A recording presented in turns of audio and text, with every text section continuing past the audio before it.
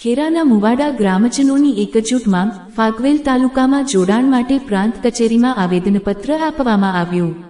આજરોજ ઠાસરા તાલુકાના ખેરાના મુવાડા ગામના ગ્રામજનો દ્વારા એક મહત્વપૂર્ણ અને ઐતિહાસિક પગલું લેવામાં આવ્યું।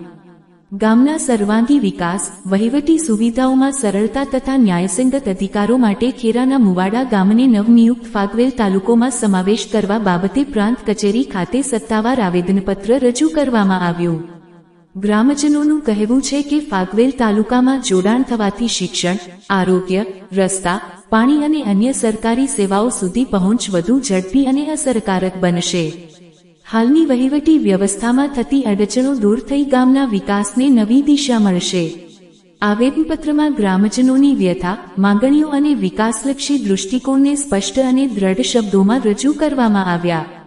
સૌએ એકસુરથી ફાગવેલ તાલુકામાં જોડાણની માંગને સમર્થન આપ્યું અને સરકાર પાસેથી વહેલી તકે હકારાત્મક નિર્ણય લેવા અપીલ કરી।